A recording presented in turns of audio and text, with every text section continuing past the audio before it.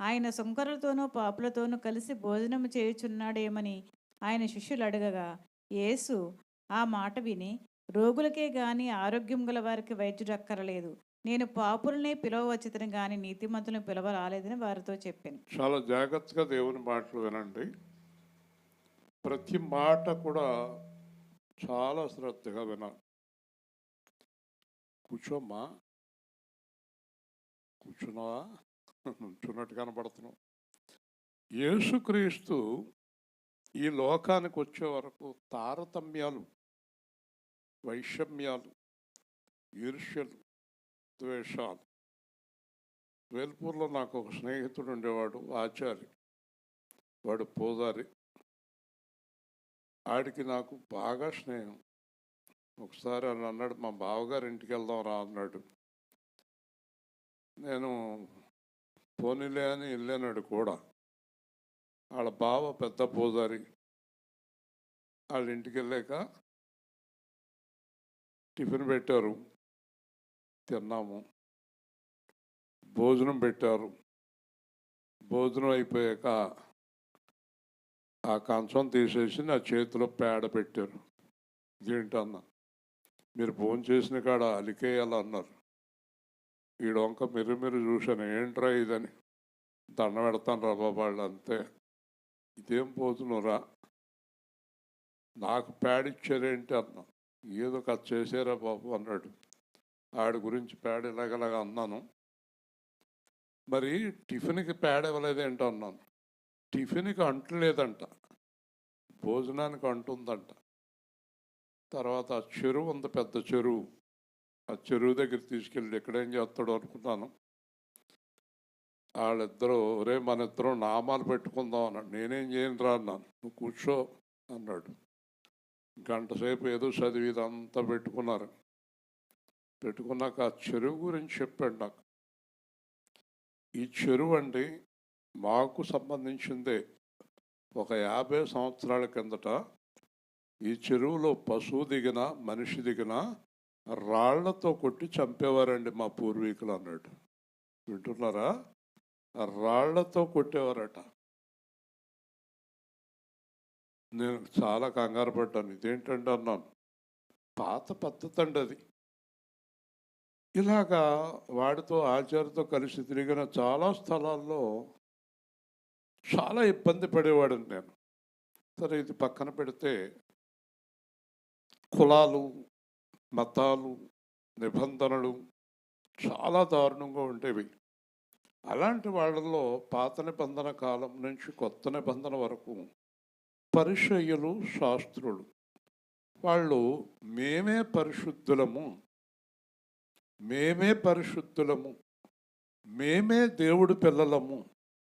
ఇప్పుడు కొన్ని సంఘాలు కూడా అలాంటివి ఉన్నాయి. సరే, వీళ్ళెప్పుడు మేమే పరిశుద్ధులము అనేవారు. మరి పాపులను దరికి చేర్చేవారు కాదు. వాళ్ళ దృష్టిలో పాపులు ఎవరంటే వ్యభిచారం చేసేవారు, తాగేవారు, తిరిగేవారు మాత్రమే కాదు. సుంకరులు, పన్నులు వసూలు చేసేవాళ్ళు, ఏదైనా వ్యాపారాలు చేసుకునేవారు, తక్కువ కులములో, గోత్రములో పుట్టినవారు, ఇలాగా పాపులు అని పిలిచేవారు వాళ్ళని. ఏమనేవారు? పాపులు, సుంకరులు. వింటున్నారా? అలాగే కుష్టు వ్యాధి కలవారు, అంటే లెప్రసీ కలిగిన వారు, ఊరికి దూరముగా ఉండాలి, వాళ్ళు పాపాత్ములు అని ఒక లెక్క. గుడ్డివాడు ఒక పాపాత్ముడికి కింద లెక్క. కుంటివాడు ఒక పాపాత్ముడి కింద లెక్క. పడిపోయిన వాడు ఒక పాపాత్ముడి కింద లెక్క. వీళ్ళందరూ పరిశుద్ధుల కింద లెక్క, వాళ్ళందరూ పాపాత్ముల కింద లెక్క. ఇలాగా చాలా దారుణంగా హింసిస్తూ, ఒక ఆవిడ వ్యభిచారం చేస్తుంటే వీళ్ళు పట్టుకోవటం, వ్యభిచారం చేసిన మగవాడిని వదిలేయటం, ఆడదాన్ని రాళ్ళు పెట్టుకొట్టి చంపటం. వింటున్నారా? ఇలాంటి భయంకరమైన పరిస్థితుల్లో, ఇంత భయంకరమైన ఆచారాలతోటి ప్రజలు మగ్గిపోతున్న సమయంలో దేవాది దేవుడు దిగాడు. హల్లెలూయా, హల్లెలూయా. ఆయన వచ్చాడు, యేసు వచ్చాడు. ఈ రోజున ఇంకా చాలా రకాల వారు ఉన్నారు. ఒకవేళ పొరపాటున అప్పులు చేసి పాడైపోయిన వారు, కష్టాల్లో ఉన్నవారిని కూడా తృణీకరిస్తారు. అంతేకాదు, ఆరోగ్యం లేని వారిని కూడా ఎవ్వరు ఇష్టపడరు. వాళ్ళకి ఎంత ఆస్తి ఉన్నా పంచుకోవటానికి వస్తారు, కానీ వాళ్ళని ఇష్టపడరు. వింటున్నారా? ఇలాంటి భయంకరమైన దినాల్లో దేవాది దేవుడు మానవాకారంలో వచ్చాడు. యేసుక్రీస్తు ఎవరో తెలుసా? మానవాకారంలో వచ్చిన దేవాది దేవుడు ఆయన. హల్లెలూయా. యేసు దేవుడు, యేసు దేవుడు. ఒక్క రోజులో నా దగ్గర నుంచి 10,000 మంది వెళ్ళిపోయారు. ఇతను అంటరాని వాడు అన్నారు. నాకు డబ్బు లేదు, ఉద్యోగం లేదు, అన్నీ పోయినాయి. ఇతను ఒక అంటరాని వాడు. నేను ఎవరికి అంటరాని వాడిని అయ్యానో తెలుసా? నేను ఉద్యోగాలు ఇచ్చిన వారికి మాత్రమే కాదు, నా బంధువులకు కూడా నేను అంటరాని వాడిని అయ్యాను. హల్లెలూయా. అందరూ అంటరాని వాడి కింద చూశారు. నేను ఏం చేశాను తెలుసా మీకు? వ్యాపారం చేసి నష్టపోయాను. వ్యాపారం చేసి నష్టపోయిన మనిషిని ఇంకేడు పనికిరాడు, ఇంకేడు పనికిరాడు. అలాగే మీలో పొరపాటున ఎవరికైనా కాలు చేయ పడిపోయి మంచం మీద పడితే మీరు ఎవ్వరికి పనికిరారు. వింటున్నారా? డబ్బు లేకపోతే పనికిరారు, పడిపోతే పనికిరారు, రోగం వస్తే పనికిరారు. చూసారా? ఇలాంటి దారుణమైన పరిస్థితుల్లో ఒక్క మాటలో చెప్పాలంటే నా యేసు అలాంటి వారి కొరకే ఈ లోకానికి వచ్చాడు. హల్లెలూయా. నేనున్నానన్నాడు, నేనున్నానన్నాడు. భయపడకమన్నాడు, తోడై ఉన్నానన్నాడు.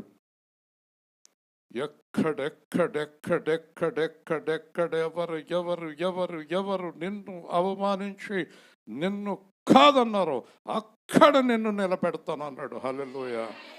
చూసారా ఎంత గొప్ప దేవుడు?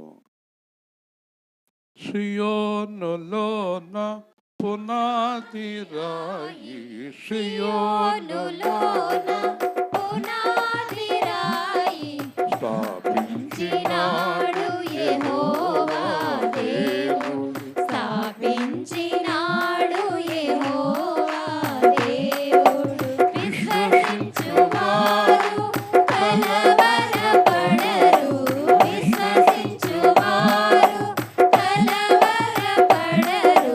నిషేధించిన రాయి ఇది మూలకు తగరాయి,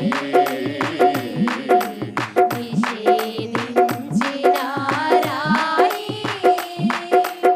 20 లక్షల ఇశ్రాయేలు, 20 లక్షల ఇశ్రాయేలులు దాహము తీర్చిన రాయి ఇది, దాహము తీర్చిన రాయి ఇది. ఈ రాయి యేసుక్రీస్తే, ఈ రాయి యేసుక్రీస్తే. విశ్వసించువారు కలవరపడరు, విశ్వసించువారు కలవరపడరు. నిషేధించిన రాయి సియోనులోన పునాది రాయి, సియోనులోన పునాది రాయి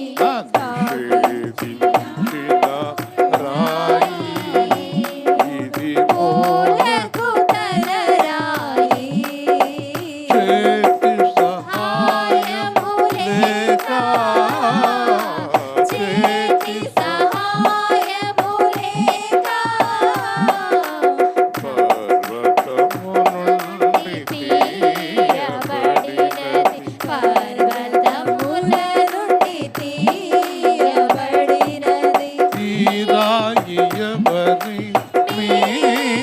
పడెను ఈ రాయి ఎవరి మీద పడెను తునకలుగాయి ఎదరు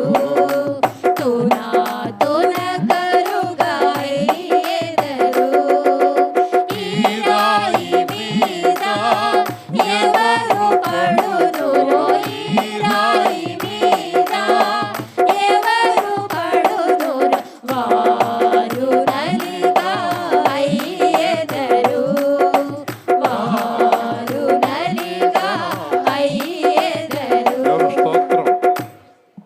గొప్ప రాయి పరలోకం నుంచి వచ్చింది. వచ్చి ఏం చేసిందో తెలుసా? కాదన్న వారందరికీ ఆసరా అయింది. మనలను కాదన్న వారి మనకు ఆసరా అయింది.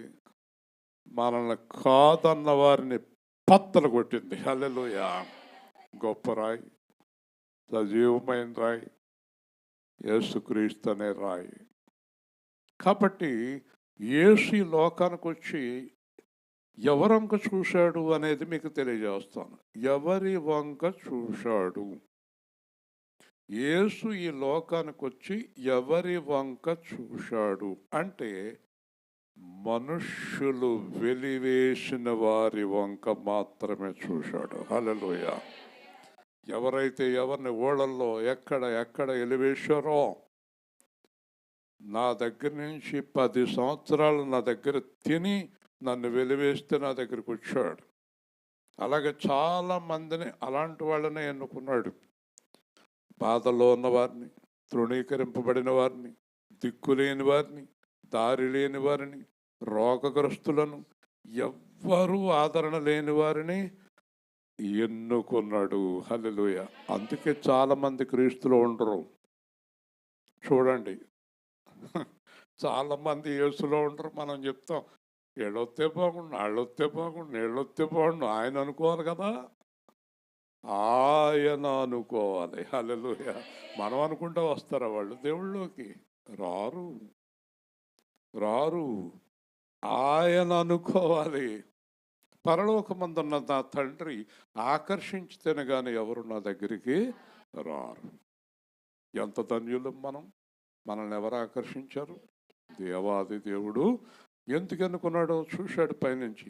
ఎంత కష్టపడ్డాడు. ఇతన్ని ఎలా తోసేశారు. ఆవిడ ఎంత కష్టపడింది. ఆ పిల్లల్ని ఎంత కష్టపడి చదివించింది. అలా తోసేశారు. ఆవిడ ఎంత కష్టపడి కాపురం చేసింది. ఆ భార్యను అలా తోసేశాడు. ఆ పిల్లల్ని ఎంత కష్టపడి పెంచింది. ఇలా తోసేశారు. రోగం వచ్చిందని తోసేశారు, డబ్బు లేదని తోసేశారు, ముసలావిడ అయిందని తోసేశారు, ముసలోళ్ళు అయ్యారని తోసేశారు. ఈ మనిషి ఏమో పనికిరానుడని తోసేశారు. ఆ మనిషి రోగని తోసేశారు. ఈ మనిషి ఎందుకు పనికిరాడని తోసేశారు. వాళ్ళందరి కోసం నేను వచ్చాను. హల్లెలూయా. యేసు వచ్చింది వాళ్ళ కోసమే. నిశ్చయంగా వాళ్ళ కోసం వచ్చాడు. కాబట్టి మనందరికీ పరలోక రాజ్యం గ్యారంటీ. దేవుడి చేత ఎన్నుకోబడిన మనకు పరలోక రాజ్యం గ్యారంటీ. ఇక్కడ మనం చూసినప్పుడు సముద్ర తీరమున నడచిపోవచ్చుండెను. ఆయన అలా నడుస్తూ వెళుతున్నప్పుడు జనులందరూ ఆయన యొద్దకు రాగా ఆయన వారికి బోధించెను. చూసారండి, యేసు ప్రభుకి ఒక చక్కని పేరుంది. అదేంటో తెలుసా? మంచి బోధకుడు. హల్లెలూయా. చాలా గొప్ప బోధకుడు అండి ఆయన. ఆయన మాట్లాడుతుంటే ఎన్ని గంటలు, రోజులు, ఎన్నాళ్ళైనా అలా ఉండిపోయేవారు జనం. చాలా చక్కని బోధకుడు. ఆయన ప్రతి వారికి మొదట బోధించాడు. అయితే బోధ విన్నవారందరూ రక్షణ పొందారా, మారారా అంటే మారలేదు, రక్షణ పొందలేదు. కానీ కొందరు ఆయన వైపు ఆకర్షితులయ్యారు. దాంట్లో ఆయన మార్గమున వెళ్ళుచు, చాలా జాగ్రత్తగా మనం చూస్తే గనక, సుంకపు మెట్టునొద్ద అంటే సుంకరి అంటే పన్నులు వసూలు చేసేవాడు. పరిసయ్యులు, శాస్త్రుల దృష్టిలో అతడు పాపాత్ముడు. పన్నులు వసూలు చేయటం పాపం. అతడు ఒక పాపాత్ముడు. కాబట్టి ప్రజలందరూ కూడా అతన్ని ఏమని కేకేస్తారు చెప్పాలి, పాపాత్ముడు అంటారు. ఈ పన్నుల వసూలు చేసుకున్న కుమారుడు అల్ఫై కుమారుడు లేవీని చూచి మరి ఇంతమందికి బోధించాడు, అన్ని వందల మందికి బోధించాడు, ఎవరిని కూడా నాకు కూడా రా అని అనలేదు. ఆ బెంగళూరు నగరంలో అర్ధరాత్రి గాడి పడి ఉంటే అన్ని కోట్ల మంది బెంగళూరు నగరంలో ఉంటే నెలుక్కున్న దగ్గరికి వచ్చి నాకు కూడా రా అన్నాడు. హల్లెలూయా. అందరినీ పిలవడు ఆయన. కాబట్టి ఇతను అంటున్నాడు, లేవీని చూచి నన్ను వెంబడించుము. హల్లెలూయా చెప్పండి. ఏమన్నాడు?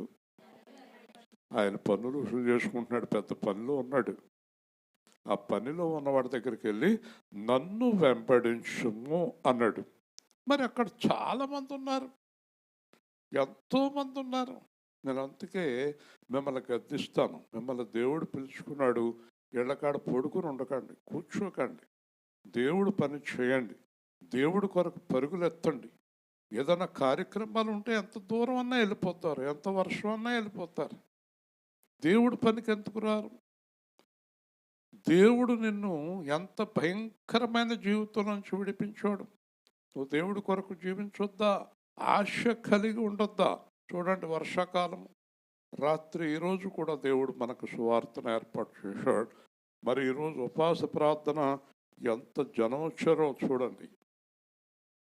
చెప్పాలంటే ఈరోజు చాలా ఆత్మీయంగా పరుగు పెడుతూ వెళ్ళిపోయింది ఉపవాస ప్రార్థన. హల్లెలూయా. మనకు అసలు టైము తెలియలేదు. సరే, దేవుని కృప.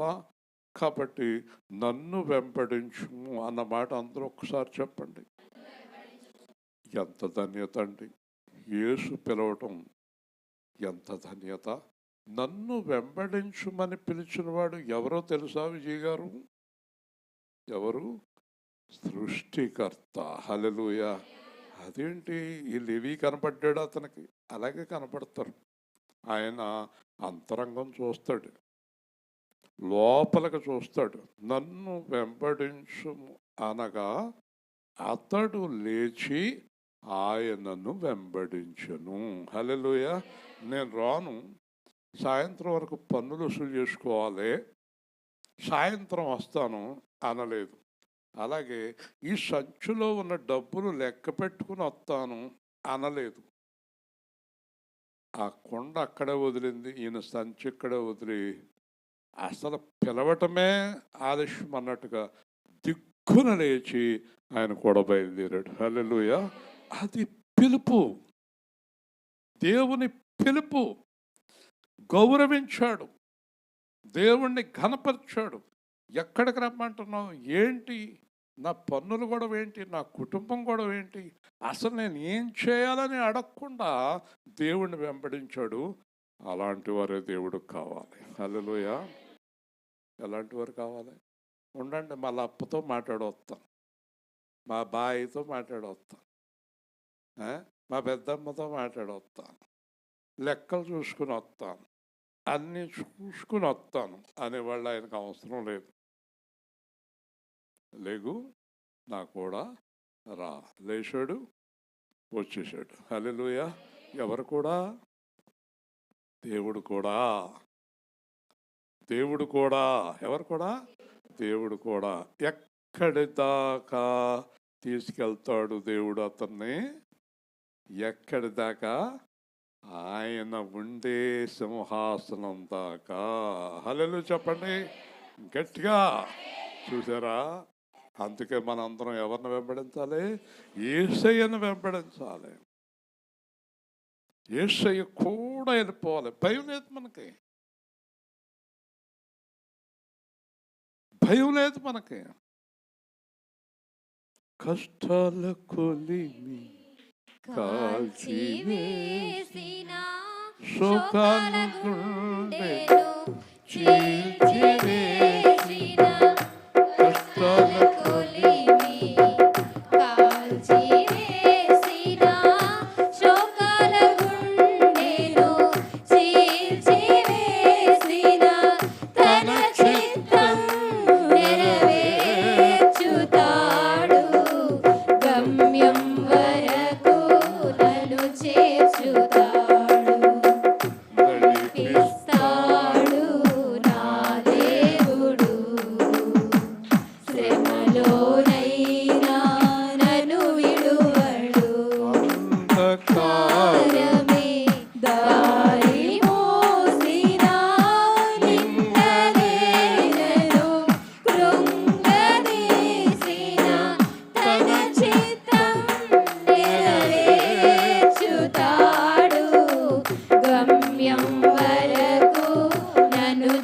పౌలు అంటాడు ఒక చోట, మధ్యలో వెనక తీసిన వారి విషయంలో దేవుడికి సంతోషం ఉండదు.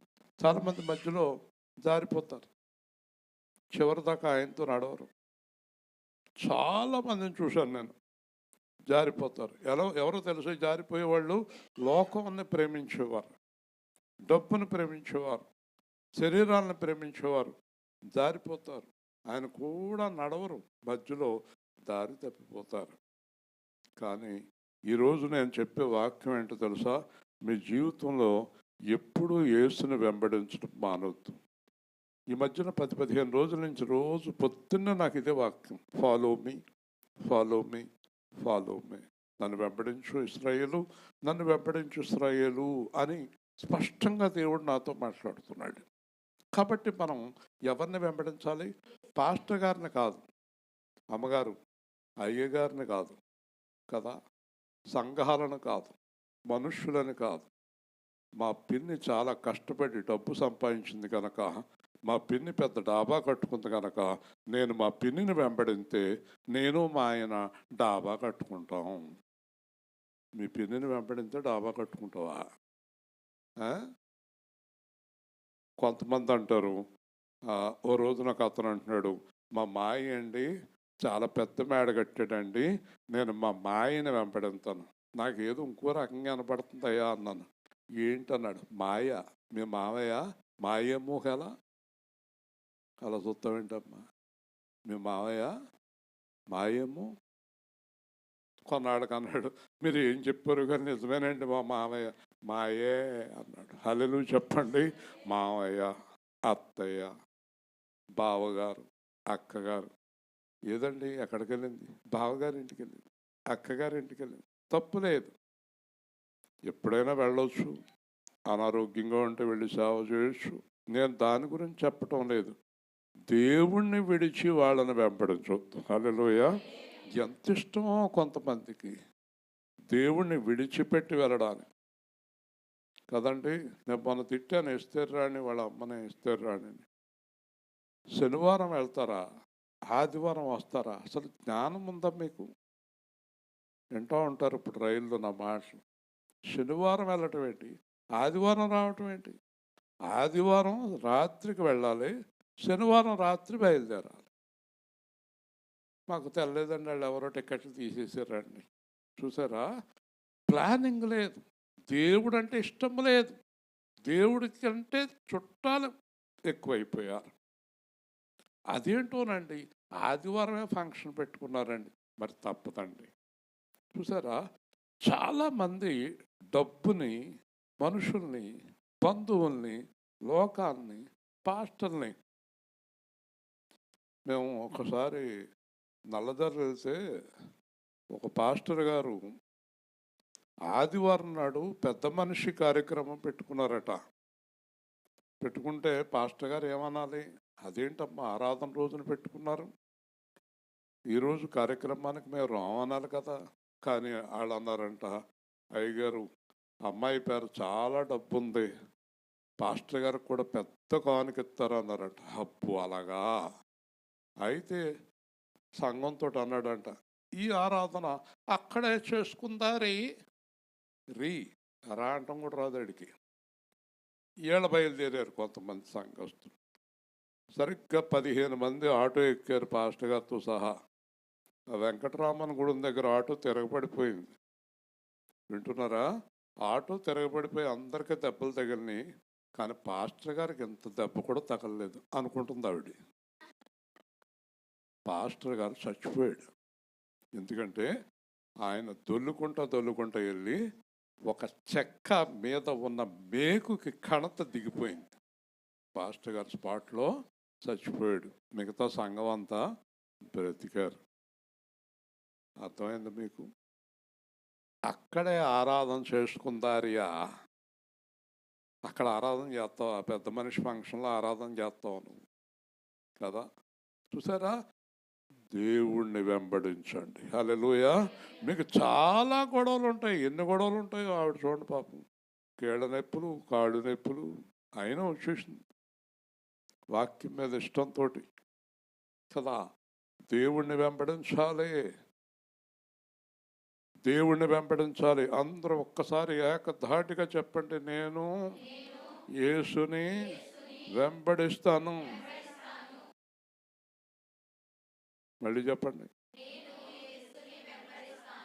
నా జీవిత కాలమంతా నేనేసుని వెంబడింతున్. నా జీవిత కాలమంతా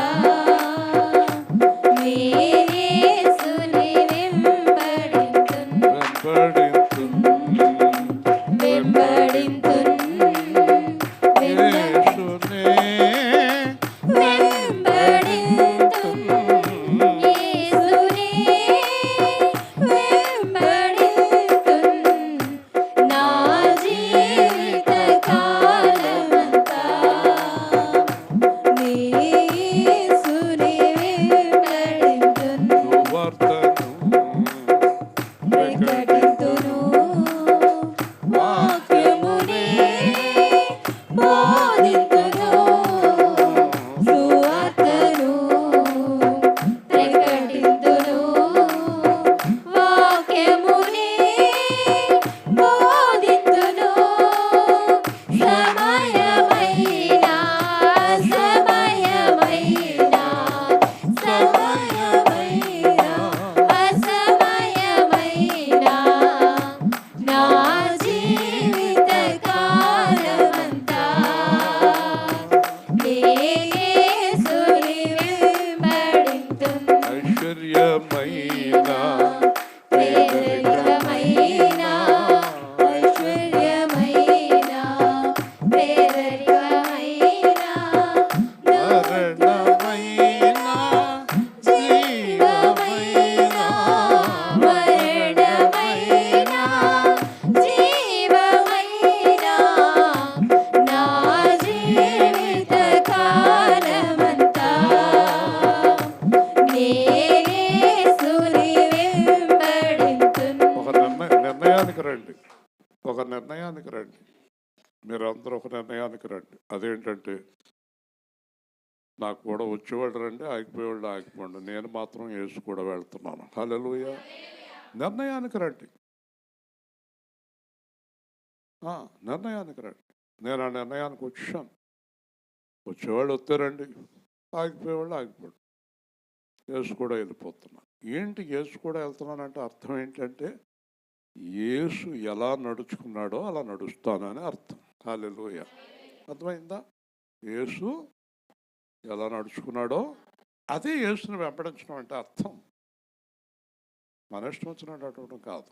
కాబట్టి ఆయన లేచి వెంబడించును. పైగా ఇంటికి తీసుకెళ్ళి భోజనం పెట్టాడు.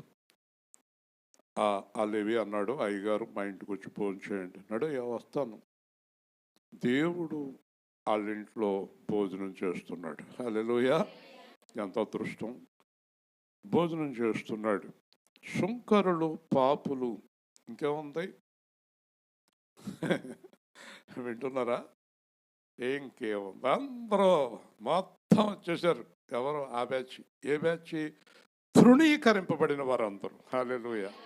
అసలు ఊళ్ళోకి రానివ్వని వారు, మాట్లాడని వారు, చెయ్యి అన్నవారు, దుర్మార్గులు అన్నవారు, పాపాత్ములు అన్నవారు మొత్తం వచ్చేసారు. అందరూ వచ్చేసి పక్కన భోజనాన్ని కూర్చున్నారు. వింటున్నారా? వింటున్నారా? ఆ సుంకరిని దేవుడు ఎప్పుడైతే కేకేశాడో ఆడికి సంబంధించిన వాళ్ళందరూ దేవుడి దగ్గరికి వచ్చి కూర్చున్నారు. హల్లెలూయా. ఇప్పుడు చూడండి, ఇట్టివారు అనేకులు ఉండేరి. మొత్తం యేసు ప్రభు కూడా అందరూ ఎవరంటే వ్యభిచారులు, తాగుపోతోళ్ళు, తిరిగిపోతోళ్ళు, కొట్టుకునేవాళ్ళు, రౌడీలు, గోండాలు, నిషేధింపబడిన వారు. అంతే కదా. మరి ఈయనేం దేవుడు అంటారు కదా. ఈయనేం దేవుడు అని పాపం ఇలాంటి వాళ్ళు వేసి తిరుగుతున్నాడు అంటారు కదా. కానీ ఇక్కడ ఒక రాయబడిన వాక్యం ఏంటో తెలుసా? యేసుప్రభు కూడా చెప్పాడు ఒకసారి, మీకంటే వేశ్యలు, దొంగలు పరలోక రాజ్యానికి వెళ్ళిపోతారు అన్నాడు. హల్లెలూయా. కారణం ఏంటి? ఏంటి ఆయన వ్యభిచారం చేసే వాళ్ళని ఇష్టపడుతున్నాడా, తాగుబోతుల్ని ఇష్టపడుతున్నాడా, దొంగల్ని ఇష్టపడుతున్నాడా, రౌడీలను ఇష్టపడుతున్నాడా, మోసగాళ్ళని ఇష్టపడుతున్నాడా? ఇష్టపడుతున్నాడు. ఇలాగ మాట్లాడాల్సి వస్తే ఇష్టపడుతున్నాడు. ఎవరిని ఇష్టపడుతున్నాడు? వాళ్ళల్లో ఉండేటటువంటి పాపాన్ని ఇష్టపడతలేదు, వాళ్ళు పాపము లేకుండా వాళ్ళని ఇష్టపడుతున్నాడు. హల్లెలూయా. కాబట్టి ఏం చేశాడు? వాళ్ళని పాపము నుండి వేరు చేశాడు. హల్లెలూయా. ఈరోజు ప్రపంచంలో సాక్ష్యాలు ఉన్నాయి. దొంగలు, వ్యభిచారులు, కూనికోర్లు, భయంకరమైన వాళ్ళందరూ పెద్ద పెద్ద సేవకులు అయిపోయారు. హల్లెలూయా, హల్లెలూయా. అదే ఇక్కడ రాయబడింది వాక్యం. ఇక్కడ రాయబడింది. ఏమి రాశాడు చూడండి. సుంకరులు, పాపులు, ఇట్టివారు అనేకులుండిరి. తర్వాత వాక్యం ఏంటి? వారు ఆయనను వెంబడించువారైరి. హల్లెలూయా. వాళ్ళందరూ ఎవరిని వెంబడించారు? ఏళ్ళ పరిచయులు, శాస్త్రులు యేసుని. మరి మేము గొప్పోళ్ళం కదా, ఈయన కూడా ఎందుకు వెళ్తాము? ఒక రోజున మా ఇంటికి ఒక ఆయన వచ్చి, యేసు ప్రభు గొప్ప దేవుడు అంటే ఏమన్నాడు తెలుసా? మీలాంటి వాళ్ళకి సరిపోతాడులే అన్నాడు. ఆయన బాగా డబ్బున్న ఆయన, మేము లేనోళ్ళం కదా. ఆయన అన్నాడు నాతోటి, మీలాంటి వాళ్ళకి సరిపోతాడులే అన్నాడు. చాలా హేళనగా, అపహాస్యముగా మాట్లాడాడు. మీలాంటి వాడికి సరిపోతాడు అన్నాడు. అప్పుడు నేను స్పష్టంగా ఒక మాట చెప్పాను, గుర్తుపెట్టుకోండి, ఆయన వచ్చింది కూడా మాలాంటి వాడి కోసం. హల్లెలూయా. ఆయన వచ్చిందే మాలాంటి వాడి కోసం. నేనేమి సిగ్గుపడలేదు, నిజమే అన్నాను. నువ్వు చెప్పింది కరెక్ట్ అన్నాను. ఎందుకంటే ఒకవేళ రేపు భవిష్యత్తులో యేసు దేవుడని తెలిసిన నిన్ను రానిబడాయన అని చెప్పాను. హల్లెలూయా. నిన్ను రానిబడాయన. నా గురించి వచ్చాడు ఆయన. చాలా హేళనగా మాట్లాడు. ఈ రోజున మనల్ని ఎంతోమంది హేళన చేస్తారు. ఈ ప్రార్థనలు చేస్తుంటే, వాక్యాలు చెప్పుకుంటుంటే, పాటలు పాడుకుంటుంటే పైకి బాగోదని ఏహే అంటారు, కానీ లోపల వాళ్ళ హృదయం నాకు తెలుసు అనుకుంటారు లోపల. ఏదో పాపం పెచ్చదే తిరుగుతుందలే అంటారు మీ చుట్టాలు. అదొక పెచ్చది. ఆయన ఒక పెచ్చోడు, ఆయన కూడా 300 మంది పెచ్చోళ్ళు. తప్పకుండా మనం పిచ్చివారమే, వెర్రివారమే. కాకపోతే మనకి యేసు అంటే పిచ్చి, వెర్రి, ప్రేమ. హల్లెలూయా. Yes, no problem. ఎవరేమనుకున్నా పర్వాలేదు. ఒక రోజున వీళ్ళందరూ ఏం చేస్తారంట, చేతిలో ఎంత బలం ఉందో అంత బలంతో గుండెలు బాదుకుంటారు. అయ్యో ఆయనే దేవుడు. హల్లెలూయా. వింటున్నారా? కాబట్టి వారు ఆయనను వెంబడించిరి. ఇప్పుడు చూడండి 16వ వచనం. పరిసయ్యుల్లో శాస్త్రులు ఆయన సుంకరులతో పాపులతో భుజించుట చూచి, ఆయన వాళ్ళతో కూర్చోవటమే కదా ఆనందం అంటున్నాడు. వాళ్ళ మధ్యలో కూర్చున్నాడు. వాళ్ళ మధ్యలో కూర్చుని అన్నం తింటున్నాడు. ఒకసారి పాస్టర్ గారు భోజనానికి కేకత్తి వెళ్ళాం. చాలామంది ఉన్నారు. ఎక్కడికి వెళ్తే అక్కడ మీకు ఎక్కడ కాదా, మీకు ఎక్కడ కాదా అని ఎక్కడికో తీసుకుపోతున్నారు. ఏంటన్నాను నేను. ఏంటంటే ఫస్ట్ క్లాస్ భోజనం, సెకండ్ క్లాస్ భోజనం, థర్డ్ క్లాస్ భోజనం, ఫోర్త్ క్లాస్ భోజనం అంటున్నాడు ఆయన.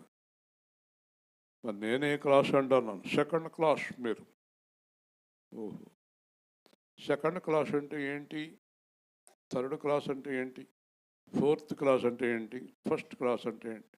ఫస్ట్ క్లాసులో రొయ్య, చేప, పీత, మాంసం. సెకండ్ క్లాసులో కేవలం చికెన్. థర్డ్ క్లాసులో కోడిగుడ్డు. ఫోర్త్ క్లాసులో సాంబారు. వెళ్ళండి దేవుడి పిల్లలు. అర్థమైందా? మరి నేను ఒక చిన్న ప్రశ్న వేశాను. ఆ ప్రశ్నకి సమాధానం ఈ రోజు వరకు చెప్పలేదు. ఫస్ట్ క్లాస్లో ఉన్నవాడు మీకు కానుక ఇస్తున్నాడు అనుకుందాం, సెకండ్ క్లాస్లో ఉన్నవాడు ఇస్తున్నాడు అనుకుందాం, ఫోర్త్ క్లాస్లో ఉన్నవాళ్ళు ఎక్కువ కానుకలు ఇచ్చేవాళ్ళు కూడా ఉంటారు కదా. మరి మీకు ఉండరంటారా? ఉన్నారు. మరి అదేంటి ఇక్కడ క్లాసులని డివిజన్స్ పెట్టారు, ఎందుకు పెట్టారు మీరు అని నేను వాళ్ళని అడగటం జరిగింది. వాళ్ళు అంటారు, వాళ్ళు లేబర్ అండి, వీళ్ళు మధ్యతరగతులండి, వీళ్ళు సేవకులండి, వీళ్ళు అభిషిక్తులండి. అయిపోయి ఎన్ని రకాలు ఉన్నారా? నేను ఒక మాట అన్నాను బయటకు వచ్చాక, నాకు కూడా ఫోన్ చేసి అతనితోటి, ఈ భోజనాల దగ్గర యేసు లేడు. హల్లెలూయా. యేసు ఎక్కడున్నాడు? ఇదిగో ఇక్కడ ఉన్నాడు. సుంకరులతో పాపులతో భోజనం చేస్తున్నాడు. అంటే యేసు ఎక్కడ ఉన్నాడంటే అసలు ఏ క్లాసు లేని వాళ్ళందరం కూర్చోబెట్టుకుని ఫోన్ చేస్తున్నాడు. హల్లెలూయా. గట్టిగా చెప్పండి. మరి మీరే క్లాసు? నువ్వే క్లాసు? ఏ క్లాసు? ఏ క్లాస్? అందుకే ఫోర్త్ క్లాస్లో ఉన్నవాడు ఒకడు నన్ను అడిగాడు, ఏమంటే మీరు సెకండ్ క్లాస్లో ఏం పెట్టారు మీకు అన్నాడు. ఆడి గోల ఆడిది. నాకేం పెట్టారో తెలుసుకోవాలని ఆతృత. నేను ఏం పెట్టారో చెప్తే నువ్వు ఏడుతో చెప్పలే అన్నాను. కాబట్టి చక్కగా మన ప్రభువు చక్కగా వారితో కలిసి ఫోన్ చేస్తున్నాడు. అప్పుడు ఏమంటున్నారు చూడండి, ఆయన సుంకరులతో పాపులతో కలిసి భోజనం చేయుచున్నాడని శిష్యులను అడగగా ఆయన అడగలేదు. ఏంటయ్య బాబు మీ గురువుగారు అలాంటి వాళ్ళతో కూర్చున్నాడేంటి, అలాంటి వాళ్ళతో కూర్చుని భోజనం చేస్తున్నాడేంటి అని అడిగినప్పుడు యేసు ఆ మాట విని, ఈ మాట మీ జీవితాంతం గుర్తుపెట్టుకోండి, రోగులకే కానీ ఆరోగ్యం గలవారికి వైద్యుడు అక్కరలేదు. హల్లెలూయా. రెండో మాట, నేను పాపులనే పిలువవచ్చుతిని కానీ నీతిమంతులను పిలుచుటకు రాలేదు. హల్లెలూయా. ఆనందం అర్థమైందా? ఈ మాట వింటే మీకు చాలా అర్థాలు వచ్చేస్తాయి. ఇది వినేసి వెళ్ళిపోతాం. ఆయన ఏమంటున్నాడంటే అనారోగ్యం గలవారి దగ్గరికే వైద్యులు వస్తారు, అంతే కదా. డాక్టర్ గారు ఎవరింటికాడ ఆగుతాడు? ఆరోగ్యంగా ఉన్నవారి ఇంటికాడ ఆగితే ఏమంటారు వాళ్ళు? డాక్టర్ గారు వెళ్ళండి అంటారు. అనరా? లోపలికి వస్తే ఏదో పొడుతాడు లేనిపోయిందని. మరి అనారోగ్యంగా ఉన్నవారు రెండు రెండు బాబు రెండు రెండు రెండు రెండు, అవునా కదా? ఆరోగ్యంగా ఉన్నవారు డాక్టర్ గారి దగ్గరికి వెళ్తారా? వెళ్ళరు కదా. దేవుడి కృపను బట్టి ఎవరిగా ఆరోగ్యం లేదు. ఇక్కడ ఆరోగ్యంగా ఉన్నారు, డాక్టర్ గారి దగ్గరికి వెళ్ళలేదు అన్నవాళ్ళు చేయొద్దండి. కొంతమంది భయమేసి వెళ్ళలేదు కానీ వెళ్ళాలి. మొత్తం మీద అందరూ డాక్టర్ దగ్గరికి వెళ్ళవలసిందే. నెమ్మదిగా చెప్తాడు అమ్మతోటి, అమ్మ కడుపు నొప్పి వచ్చేస్తుంది. కాబట్టి ఇక్కడ ఆ విషయం కాదు దేవుడు చెప్పేది. రెండోది, పాపులను పిలువవచ్చుతిని నీతిమంతులను పిలువ రాలేదు. హల్లెలూయా. జాగ్రత్తగా వినండి, ఈ మాట వింటే అయిపోయింది. అంటే నేను పాపిని అని తెలుసుకున్నవాడికే యేసు దేవుడు. మళ్ళీ చెప్పండి, యేసు ఎవరికి దేవుడు? ఓకే, నేను ఏ పాపము చేయలేదు, నేను నీతిమంతుని అన్న వాళ్ళకి ఆయన దేవుడు కాదు. హల్లెలూయా. ఇంకో ప్రశ్న వేస్తాను, పాపం లేని వాళ్ళు ఈ లోకంలో ఎవరైనా ఉన్నారా? చూసారా, రెండు రకాలు ఉన్నారు. ఒకటి ఏంటంటే పాపం చేశాను నేను పాపినని ఒప్పుకునేవారు, పాపాన్ని ఒప్పుకోకుండా మేము నీతిమంతులం అని చెప్పుకునేవారు. కాబట్టి ఒక చక్కని మాట ఒకటి మీకు చూపించి ముగిస్తాను. 1 యోహాను పత్రిక, దేవుడు చక్కని మాట మాట్లాడాడు. 1 యోహాను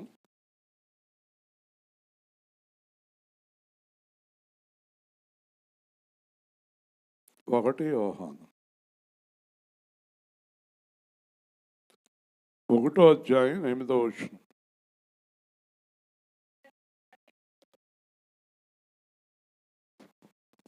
మనము పాపము లేని వారమని మనము పాపము లేని వారమని చెప్పుకుని ఎడలా చెప్పుకొనిన ఎడల మనలో మనమే మోసపుచ్చుకున్నాము. హల్లెలూయా. ఇప్పుడు ఇక్కడ కూర్చున్న వారిలో పాపం లేని వాళ్ళు ఎవరు? దానికి కారణం ఏంటి చెప్పనా? పైకి బాగానే కనిపిస్తాం కానీ మన లోపల మిషన్ ఒకటి పెట్టి, ఈ లోపల మిషన్లు ఉన్నాయి, గవర్నమెంట్ దగ్గర ఉంటాయి అవి. ఇక్కడ మిషన్ పెట్టి అక్కడ టీవీ స్క్రీన్ ఆన్ చేస్తే మన హృదయం అక్కడ చూపిస్తే మీరు అందరూ ఎక్కడోళ్ళు అక్కడ పారిపోతారు. అలాంటి హృదయాలు మనవి. భయంకరమైన ఆలోచన. ఒక్కరు అందరంతే, నేను మీరు అందరంతే. కాబట్టి మనము పాపము లేని వారమని చెప్పుకొని ఎడల మనల్ని మనమే చదువు మరియు మనలో సత్యం ఉండదు. సత్యము ఉన్నవాడు పాపినని ఒప్పుకుంటాడు. సత్యములో ఉన్నవాడు పాపినని ఒప్పుకుంటాడు. మన పాపములను మనం ఒప్పుకొని ఎడల ఆయన నమ్మదగిన వాడు నీతిమంతుడు కనుక ఆయన మన పాపములను క్షమించి సమస్త దుర్నీతి పవిత్రులుగా చేయి. హల్లెలూయా. నేను ప్రతిరోజు పొద్దున్న సాయంత్రం ఎప్పుడు పాపినని ఒప్పుకుంటాను, క్లీన్ చేయబడతాం. ప్రతిరోజు క్లీన్ చేస్తాడు నన్ను. అలాగే మనందరం ఎప్పుడు పాపాన్ని ఒప్పుకోవాలి. పాపం చేస్తేనే కదా, పాపపు ఆలోచన వచ్చినా ఒప్పుకోవాలి మనం. హల్లెలూయా. చూసారా, యోహాను అంటున్నాడు మేమేం పాపం చేయలేదనే వాళ్ళు అబద్ధికులు. అంచేత పాపం ఒప్పుకుంటే కనుక ఆయన మనలను విడుదల చేస్తాడు. మళ్ళీ 10వ వచనం, మనము పాపము చేయలేదని చెప్పుకుని ఆయన అబద్ధికునిగా చేయవారమగుదుము. దేవుని స్తోత్రం. అంటే ఆయన అబద్ధమా? ఆయన అబద్ధాలు ఆడుతున్నాడా? చూసారా, నేనేం పాపం చేయలేదు అని యేసుక్రీస్తు దగ్గర అంటే యేసుక్రీస్తు పాపం చేశాడా? చూసారండి. అంచేత మనము పాపమును ఒప్పుకోవాలి. పాపుల గురించే వచ్చాడు. కానీ ఇంకొక మాట గుర్తుపెట్టుకోండి, ఆయన పాపిని ప్రేమిస్తాడు. చెప్పండి, ఆయన పాపాన్ని ద్వేషిస్తాడు. హల్లెలూయా. ఆయన పాపాన్ని ఒప్పుకోడు. అంటే హంస నీళ్లు కలిపిన పాలు దాని దగ్గర పెడితే పాలు నీళ్లు వేరు చేసే శక్తి ఉంది దానికి, హంసకి. హంస దగ్గర ఒక గిన్నె నిండా పాలలో నీళ్లు పోసి పెడితే పక్కన ఒక గిన్నె పెడితే దాన్ని ప్రాక్టీస్ చేస్తే కనుక ట్రైనింగ్ ఇస్తారు. ట్రైనింగ్ ఇస్తే అది ఏం చేస్తుందంటే పాలలోంచి నీళ్ళన్నీ తీసి పక్క గిన్నెలో పోస్తుంది. చివరికి మనం ఒక అర లీటర్ నీళ్లు కలిపితే 1/2 లీటర్ పాలు 1/2 లీటర్ నీళ్లు తీసి చూపిస్తుంది అది. హల్లెలూయా. అలాంటి శక్తిమంతుడు యేసు. యేసు ఎంత శక్తిమంతుడు అంటే నిన్ను పాపాన్ని వేరుగా చూస్తాడు, నీ నుండి పాపాన్ని వేరు చేస్తాడు. వేరు చేసి నిన్ను పరిశుద్ధుడిగా చేసి తన రాజ్యానికి తీసుకెళ్తాడు. హల్లెలూయా. మరి పాపమే లేదంటే ఇంకా ఆయనకి పనే ఉంది? ఈ మహాపరిశుద్ధురాలు అనుకోండి, ఈవిడితోటి దేవుడికి పనే ఉంది? అంతేనా? పరిశుద్ధురాలువేనా? ఏమో అలా చూస్తున్నావు నువ్వు కదా. ఉందా ఆ అభిప్రాయం నీకు? ఉంటే చెరిపేసుకో. దేవుని స్తోత్రం. నీకుందా? కాబట్టి కొంతమందికి ఉంటుంది, మేము చాలా పరిశుద్ధులం అంటారు. ఎందుకంటే చాలా సంఘాలు చూశాను, మాది పరిశుద్ధుల సంఘం అన్నాడు. నేనన్నాను మాది సుంకరుడు సంఘం, మీది పరిచయుల సంఘం. హల్లెలూయా. కాబట్టి పాపాన్ని వేరు చేస్తాడు దేవుడు. ఎప్పుడు కూడా బ్రతికి ఉన్నంతకాలం దేవుడి దగ్గర మనం పాపాన్ని ఒప్పుకోవాలి. హల్లెలూయా. ప్రభువా, నా మనసు అలా జారింది, నా హృదయం అలా జారింది, నా చూపు అలా జారింది, నా ఆలోచన అలా జారింది అని ఆయనతో చెప్తే క్షమిస్తున్నాను, జాగ్రత్తగా ఉండు, ఇంకా అలా చూడకు, అలా చేయకంటాడు. ఇలాగ ప్రతిరోజు మనం ఆయనతో సరి చేసుకుంటే ఖచ్చితంగా పరలోకం వెళ్ళిపోతాం. హల్లెలూయా, హల్లెలూయా, దేవుని స్తోత్రం. కాబట్టి నేను పాపుల కొరకే ఈ లోకానికి వచ్చాను. ఇది సత్యం. ఇది చాలామందికి తెలియక వాళ్ళందరూ చెప్పేది ఏంటంటే, మీరేదో పాపం చేశారు, మీకు యేసుక్రీస్తు కావాలి. మేము ఏ పాపము చేయలేదు, మాకు యేసుక్రీస్తు అక్కర్లేదు. కాదు, నీతిమంతుడు ఒక్కడూ లేడు, పాపం చేయని వాడు ఒక్కడూ లేడు.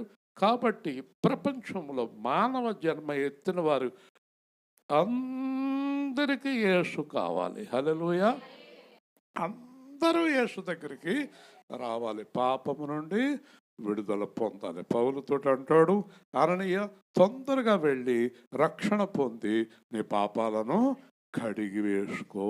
హల్లెలూయా, పాపని ప్రేమించాడు కానీ పాపాన్ని కడుక్కోవటానికి ఆయన రక్తాన్ని మనకి అనుగ్రహించాడు. ప్రేమగల తండ్రి, జీవాధిపతి అయిన ప్రభువా, ఈరోజు సువార్తలో మాతో ఎన్నో విషయాలు మాట్లాడారు.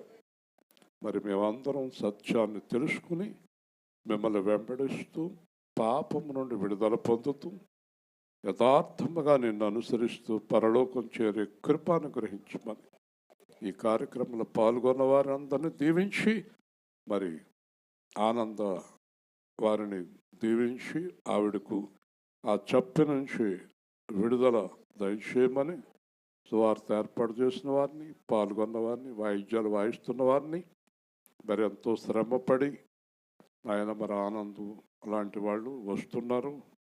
వారు వాహనాలు తీసుకుని మరి వస్తున్నారు. అనేక మంది సహకరిస్తున్నారు. అందరిని దీవించమని, అలాగే మరి వాతావరణ విషయంలో కూడా మీరు సహాయం చేసినందుకు స్తుతులు అర్పిస్తూ యేసు నామములో ప్రార్థిస్తున్నాము తండ్రి, ఆమేన్. తిరిగి రేపు ఆరాధనలో కలుసుకుందాం. జాగ్రత్తగా వెళ్ళండి.